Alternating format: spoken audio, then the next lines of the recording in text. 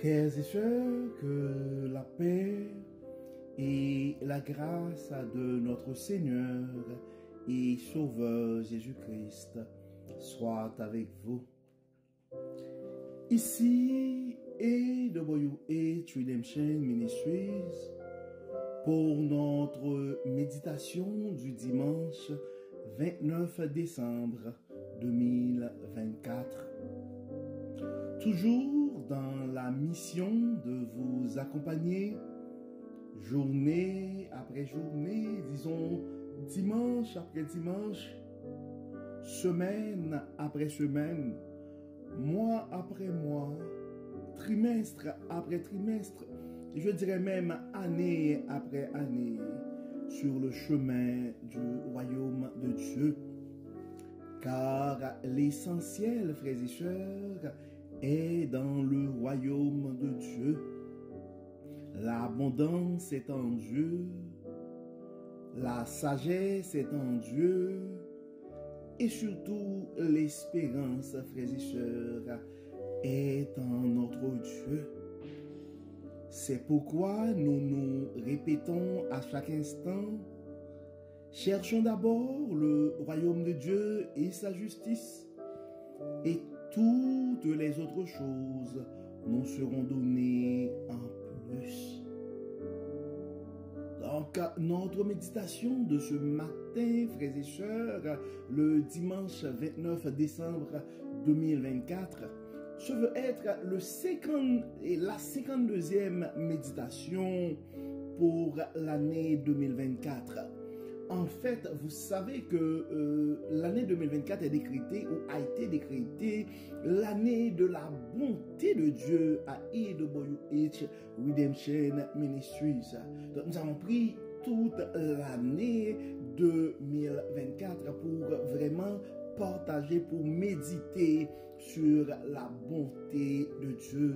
Donc, pendant le premier trimestre de l'année 2024, nous avons parlé de la rédemption, et qui est, selon nous, la plus grande manifestation de la bonté de Dieu.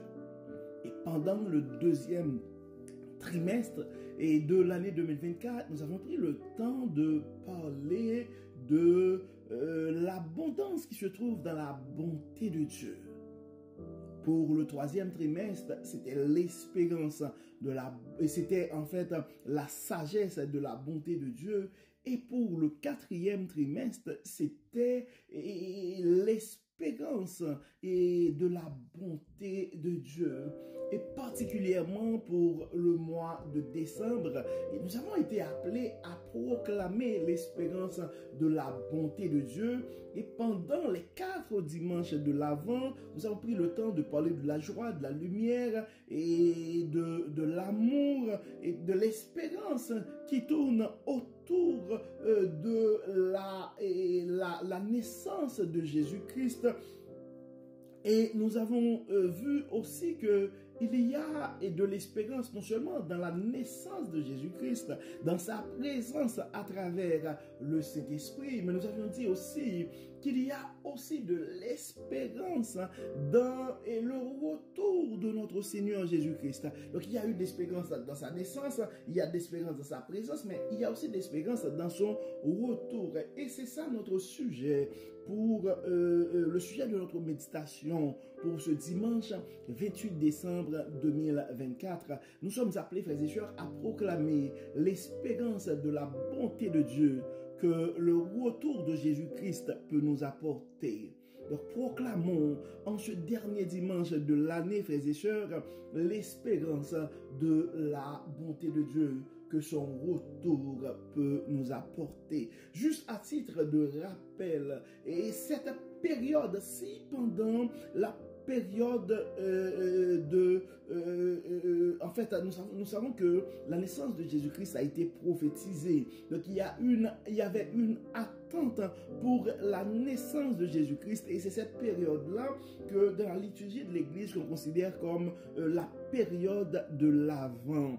Mais la période du retour de Jésus-Christ aussi, et les théologiens l'appellent l'attente eschatologique ou simplement l'attente du parousie. Donc, c'est vraiment cette période d'attente où tous les chrétiens attendent le retour glorieux du Seigneur Jésus-Christ à la fin des temps. Et ce sont, en fait, c'est un retour qui est décrit et annoncé en Matthieu 24 et 1 Thessaloniciens 4 et le chapitre 4 et 5 nous parlent de ça. Le livre d'Apocalypse parle aussi de cette période et de retour de notre Seigneur et Sauveur Jésus-Christ. Donc ce matin, mon frère, ce matin, ma soeur, nous sommes appelés à proclamer le retour de notre Seigneur et Sauveur Jésus-Christ, parce que ce retour, en fait, il peut nous donner de l'espérance et ça peut transformer nos vies aussi. La première chose la première espérance que nous pouvons avoir dans le retour de notre Seigneur Jésus-Christ, c'est en fait la restauration de toutes choses. Donc la Bible nous dit les injustices, les souffrances et les maux de ce monde seront redressés avec le retour de notre Seigneur et Sauveur Jésus-Christ. Et cette espérance, c'est une espérance qui peut nous encourager à persévérer et à persévérer, mais c'est un retour aussi qui peut donner de l'espoir à certains de nos frères et sœurs qui nous entourent, qui sont victimes des injustices, qui sont en train de souffrir, qui sont en train de subir les méchancetés et les injustices de ce monde. Et l'autre chose qui nous porte à espérer le retour l'autre forme d'espérance que le retour de notre Seigneur Jésus-Christ peut nous donner, c'est la résurrection et la vie éternelle. Donc, l'espérance et donc la promesse de la résurrection des morts et de la vie éternelle pour les vivants, l'enlèvement des vivants, c'est une source d'espérance énorme pour les chrétiens. Donc ça nous permet de vivre avec cette espérance de savoir que la mort n'aura pas le dernier mot et que nous vivrons éternellement avec Dieu. C'est pourquoi nous répétons souvent les paroles de Jean 3 verset 16, cette espérance de la vie éternelle qui est offerte à quiconque croit en Jésus-Christ. Donc cette certitude, frères et sœurs, nous libère en fait de la peur de la mort et nous donne une perspective éternelle par rapport à cette vie temporaire que nous vivons. Donc, le retour de Jésus-Christ nous permet d'espérer aussi, frères et sœurs, et en fait, dans l'établissement du règne de paix et de justice. Donc, ça nous permet d'espérer que les conflits, les oppressions et les inégalités de notre monde actuel prendront fin. Donc, cette espérance nous motive à œuvrer pour la justice, pour la paix. Et nous porte aussi à anticiper le royaume parfait à venir. Donc c'est pourquoi nous nous répétons à chaque instant, cherchons d'abord le royaume de Dieu et sa justice et toutes les autres choses nous seront données en plus. En fait, le retour de notre Seigneur Jésus-Christ aussi nous permet d'espérer la présence de Dieu. Nous serons pleinement réunis avec Dieu. Donc, c'est une grande espérance pour nous autres chrétiens, car cette communion parfaite avec notre Créateur, et je dirais, est le cœur, est l'essence même de notre espérance chrétienne, de notre foi en Jésus-Christ. Donc, ce sont les choses qui nous donnent, frères et sœurs, la force de surmonter les difficultés, car nous savons et que nous serons un jour en pleine présence de l'amour de notre Seigneur Jésus-Christ et de sa gloire. Le retour de notre Seigneur Jésus-Christ et en fait nous donne aussi l'espérance d'une joie éternelle. Donc et ça apporte et donc ça nous permet de réaliser que les peines et les larmes d'aujourd'hui seront effacées et nous vivrons dans une joie complète et sans fin avec notre Seigneur et Sauveur Jésus-Christ. Donc c'est en fait une espérance qui remplit nos cœurs de bonheur et d'anticipation joyeuse. Cette espérance aussi, frères et sœurs, peut nous transformer, car savoir que Jésus revient nous pousse à vivre de manière différente. Car la parole nous dit, et nous devons rechercher la paix avec tous et la sanctification, car sans laquelle personne ne verra le Seigneur. Et nous savons, frères et sœurs, la joie infinie que nous parlons, nous tous en tant que chrétiens, nous aimerions vivre un jour dans l'éternité bien heureuse avec notre Seigneur Jésus-Christ. Donc c'est pourquoi cette espérance nous incite à vivre de façon saine, à vivre dans la sainteté et à aimer profondément et à servir fidèlement. Donc, en fait, c'est une espérance qui transforme nos priorités et nos actions, car nous nous préparons pour ce retour glorieux. Donc, c'est cette espérance qui nous porte à prioriser le royaume de Dieu et sa justice. Cette espérance aussi, et frères et sœurs, nous unit, car peu importe nous pouvons être d'horizons divers dans l'Église, mais notre foi en Jésus-Christ est la même. Donc, cette croyance, cette espérance, donc, nous unit en tant que croyants partout à travers le monde. Donc, ça crée une communauté de foi, d'espérance et d'amour. Et nous nous soutenons aussi mutuellement en attendant ce retour et en attendant ce jour béni, je dirais. Parce que, en fait, frères et sœurs, c'est la raison d'être de notre ministère. C'est accompagner les frères et sœurs dans leur parcours sur le chemin du royaume, peu importe leur religion, peu importe leur dénomination, peu importe leur pays. Donc, notre objectif, c'est vraiment d'accompagner chaque frère, chaque sœur, particulièrement au niveau de la francophonie, partout à travers le monde, dans leur parcours sur le chemin du royaume, car nous avons la conviction que le chemin du royaume, ce n'est pas un parcours sans détour. Donc ça nous prend des fois le support mutuel. Nous devons nous soutenir mutuellement pour que nous puissions arriver à ce jour glorieux, rencontrer notre Seigneur et Sauveur Jésus-Christ. Il y a, frères et sœurs, comme d'habitude, nous allons partager avec vous quelques versets qui parlent de l'espérance et que nous pouvons avoir dans le retour de Jésus-Christ et les promesses qui sont liées avec ça. Et en Jean 14, versets 1 à 3, le Seigneur Jésus-Christ lui-même nous dit que votre cœur ne se trouble point. Croyez en Dieu et croyez en moi. Il y a plusieurs demeures dans la maison de mon Père. Si cela n'était pas, je vous l'aurais dit. Je vais vous préparer une place.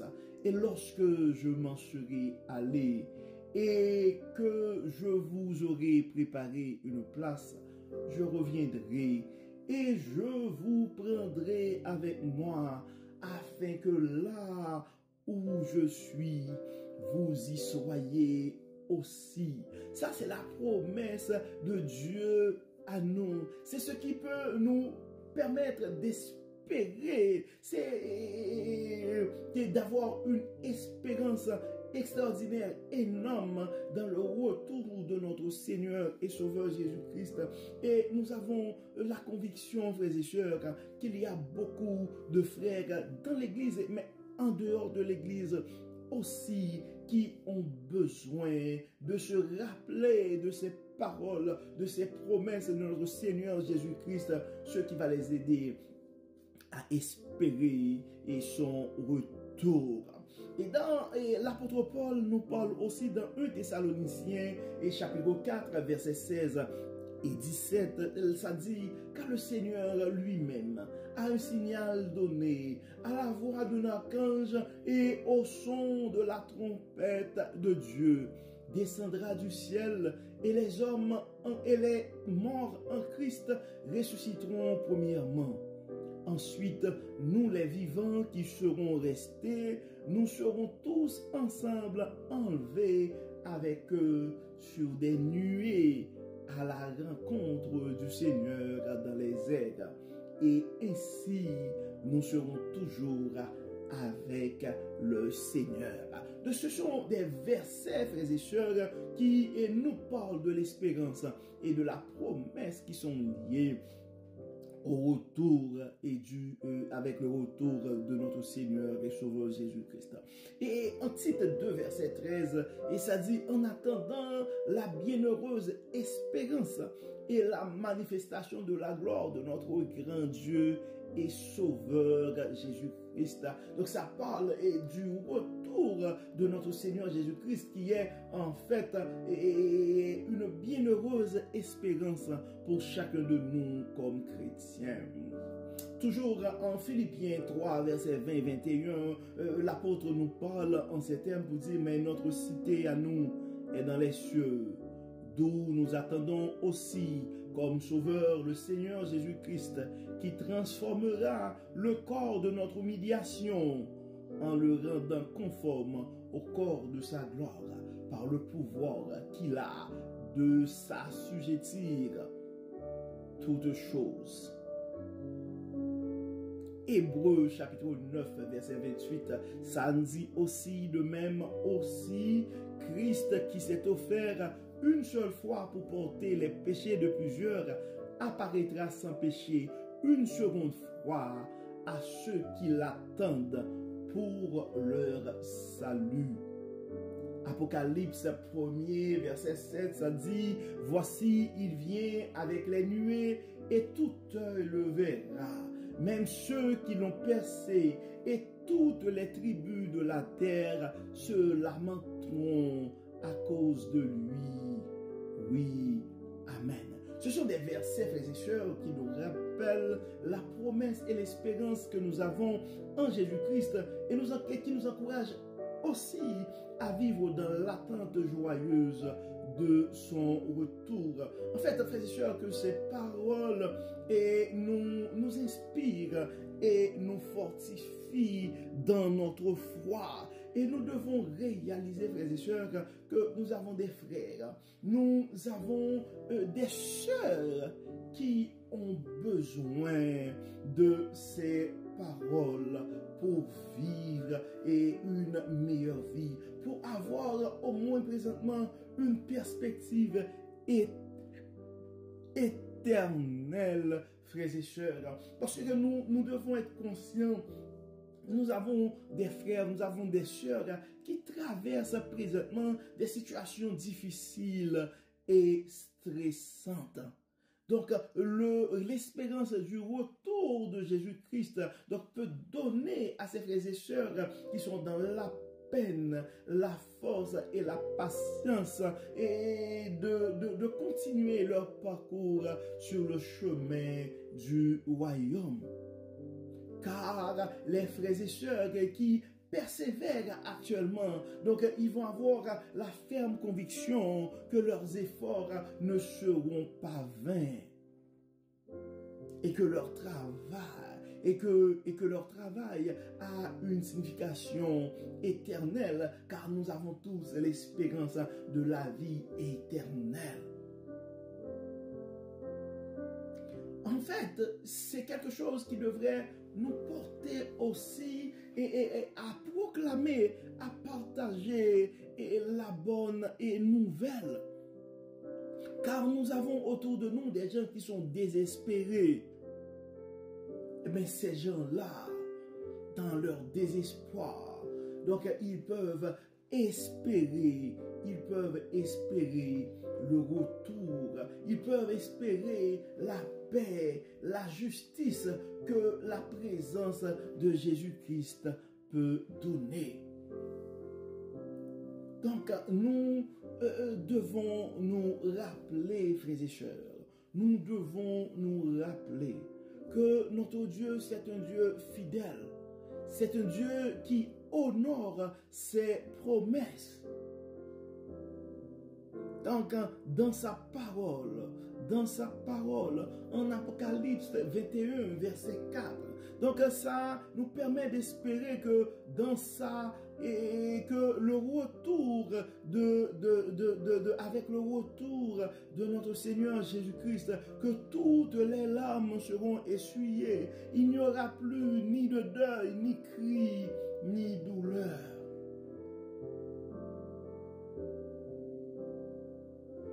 Donc nous devons nous rappeler de ces paroles, frères et sœurs, dans nos moments difficiles. Mais nous devons utiliser ces paroles aussi pour aider nos frères et sœurs qui sont en difficulté présentement, qui sont désespérés. Nous devons comprendre, frères et sœurs, que pendant notre vie sur cette terre, nous devons, c'est la fin de l'année, nous devons quand même travailler pour améliorer notre sort sur cette terre. Mais nous ne devons pas le faire au détriment de cette espérance éternelle ou au détriment de l'espérance de la vie éternelle que nous avons en Jésus-Christ. C'est pourquoi, frères et sœurs, en cette fin d'année, nous sommes appelés à réfléchir sur nos rapports avec les autres, à réfléchir sur nos relations avec le Seigneur. Et surtout à nous rappeler, en parlant de l'espérance, et que le retour de notre Seigneur Jésus-Christ peut nous donner, que la parole nous dit que nous devons chercher la paix avec tous et la sanctification, car sans laquelle personne ne verra le Seigneur. Donc, comme d'habitude, frères et sœurs, nous allons prier. Nous allons prier, nous allons remercier Dieu parce qu'il nous a accompagnés pendant les 52 dimanches de cette année. Nous allons remercier Dieu pour son inspiration, pour la santé, parce qu'il n'arrête pas de nous utiliser, parce qu'il y a beaucoup d'entre nous, et pendant les 52 dimanches, et même pendant nos méditations, à tous les jours, vous partagez au moins à un frère ou à une sœur, et les paroles de la bonté de Dieu.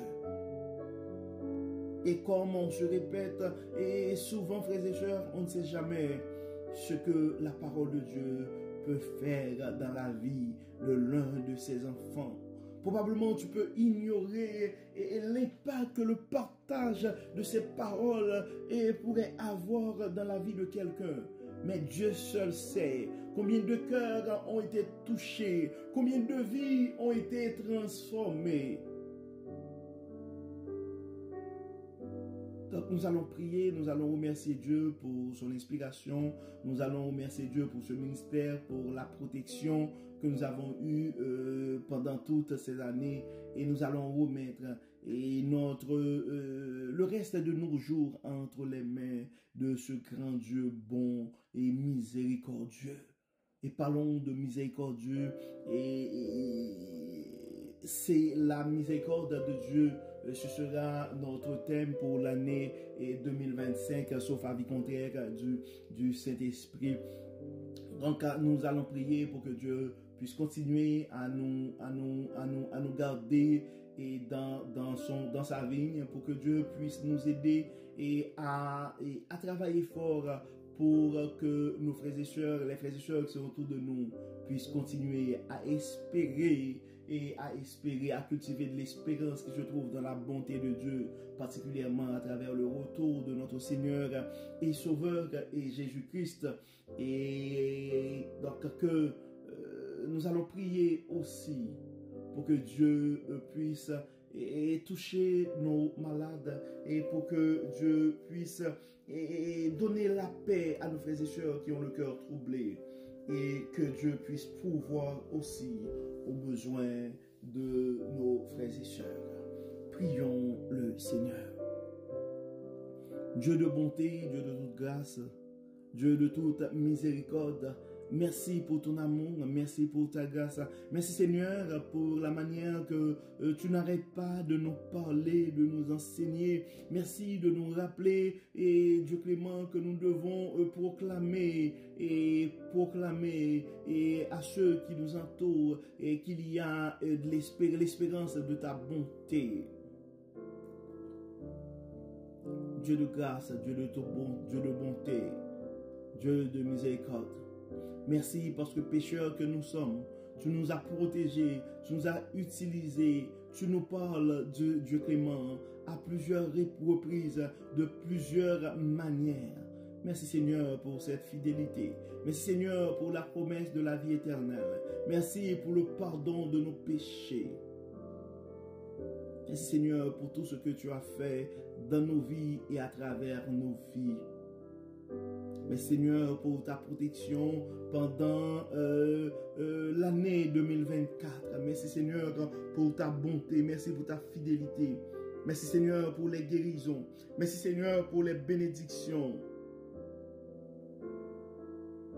Merci Seigneur parce que tu as été toujours pour nous un secours et un appui qui nous a jamais manqué dans la détresse. Nous remettons entre tes mains et frères et Dieu clément, nos frères et sœurs qui attendent et toujours un mot de toi pour leur guérison. Nous remettons entre tes mains nos frères et sœurs qui sont dans le besoin. Tu connais leurs soucis. Beaucoup cherchent un emploi. Beaucoup auraient aimé avoir une maison pour loger leur famille. D'autres, tu connais, Dieu clément, les besoins de tes enfants bien-aimés. Dans ton abondance, Dieu clément, nous te demandons de faire souffler dans leur vie ton vent de bénédiction. Ton pouvoir surnaturel, pouvoir à leurs besoins selon ta plus grande abondance, Dieu clément. D'autres ont des problèmes de famille. Dieu de toute paix, Dieu de toute réconciliation, intervient dans ces familles. Établis la paix. Et la paix que toi seul peux donner. Beaucoup de nos frères et sœurs présentement ont peur pour leur vie. Ils sont exposés à toute forme de menace. Beaucoup c'est la guerre, d'autres c'est l'insécurité, d'autres c'est toute forme d'attaque. Nous avons des frères et sœurs aussi qui sont en train de vivre des combats spirituels. Tu les connais, la force est en toi, Dieu clément. Nous te demandons de les fortifier, de les accompagner, de les protéger. Et de donner à chacun de tes enfants un témoignage vivant qui va prouver au monde entier que tu es le Dieu de toute force, que tu es le Dieu de toute espérance, que tu es le Dieu de toute abondance, que tu es le Dieu de toute sagesse. Aide-nous, Dieu clément, à garder notre espérance, nos yeux fixés sur toi. Aide-nous, Dieu clément, à cultiver la paix, à cultiver l'humilité. Enlève en nous, Dieu clément, tout ce qui n'est pas de toi. Et aide-nous à garder ton Saint-Esprit vivant en nous. Enlève en nous toute forme d'orgueil, tout esprit de suffisance. Viens dans nos vies, Dieu clément, prends le contrôle de nos vies. Montre-nous quoi dire, à quoi faire. Nous remettons, Dieu clément, non seulement la fin de cette année entre tes mains, mais l'année qui s'en vient.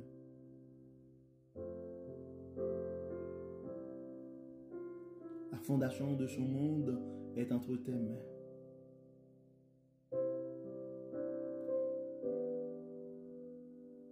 Nos connaissances sont limitées, mais toi, tu es l'intelligence infinie. Tu es la sagesse infinie. Nous remettons entre tes mains nos projets, nos inquiétudes, nos soucis. Nous remettons nos vies entre tes mains. Nos enfants, nous les remettons entre tes mains, Dieu clément. Nos jeunes, nous les remettons entre tes mains. Tu connais les projets de leur cœur. Nous avons des jeunes qui veulent s'unir dans le lien du mariage pour cette année. Dieu de toute grâce, Dieu de toute bénédiction, nous te demandons de les guider, de les soutenir, de pouvoir à leurs besoins et de les accompagner sur le chemin de ton royaume. Nous avons d'autres frères et sœurs qui ont des projets de vie pour eux autres, pour leurs enfants.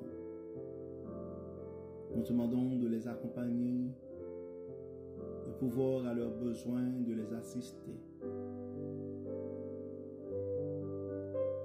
Dieu clément, Dieu de toute grâce et de toute bénédiction. Nous avons des frères et sœurs qui sont malades.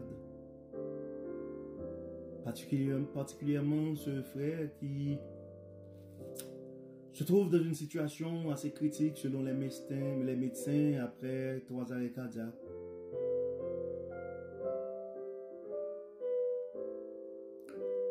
Dans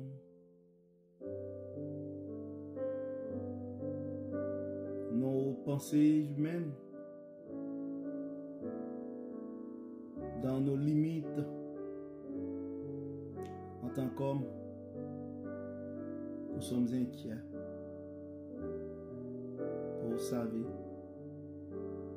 Selon les pronostics des médecins, les chances sont minimes.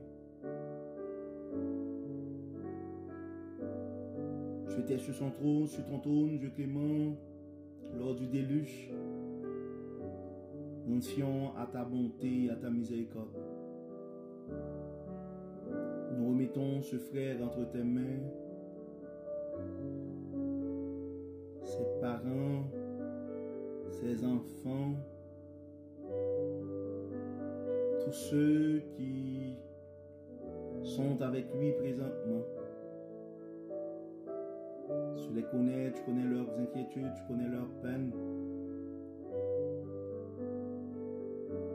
Nous te demandons, Dieu clément, dans cette situation, de faire briller ta toute puissance, ta bonté et ta miséricorde.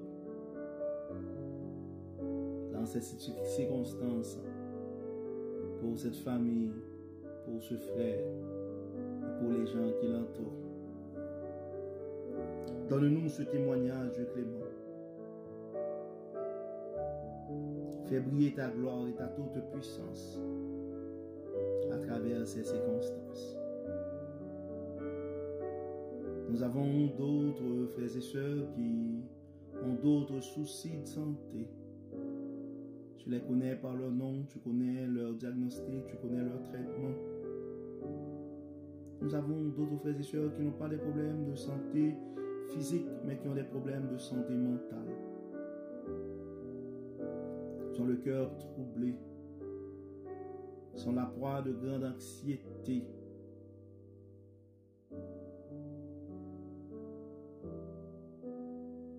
train de vivre des situations assez délicates. Nous avons des frères et sœurs en ce moment qui se voient impuissants face à des addictions, face à des chicanes de famille, face à des soucis financiers, face à des problèmes de couple, face à des comportements de leurs enfants. Dieu de toute grâce, Dieu de toute bonté, tu as le pouvoir sur l'esprit humain. Rien n'était possible à toi. Viens Seigneur dans nos vies. Bénis Seigneur. Guéris Seigneur. Libère Seigneur. Et que tout soit fait dans nos vies pour la gloire de ton nom. Pardonne nos péchés, Dieu clément, et continue à nous utiliser pour proclamer l'espérance de ta bonté au monde entier. Pardonne-nous et exauce-nous. Au nom de Jésus, nous prions. Amen. Amen. Frères et sœurs, nous arrivons au terme de notre méditation pour ce dimanche 29 décembre 2024, le dernier dimanche de l'année 2024. Et nous remercions le Seigneur pour toutes les collaborations, pour tout le support, pour toute l'inspiration. Nous espérons que votre âme a été bénie non seulement par cette méditation, mais par les différents messages que Dieu nous a confiés pendant l'année 2024. Prions que le Seigneur puisse continuer à nous accompagner et à travers ce ministère, qu'il continue à nous utiliser et probablement à des endroits différents, par des moyens différents, pour la propagation, pour la proclamation de son évangile. Que le Seigneur nous bénisse, que le Seigneur nous accompagne, qu'il nous accorde sa paix et sa grâce. Au nom de Jésus. Amen. Amen. Encore une fois, bon dimanche, chers frères et sœurs. Que le Seigneur nous garde. Que le Seigneur nous bénisse. Et à demain. Bye bye.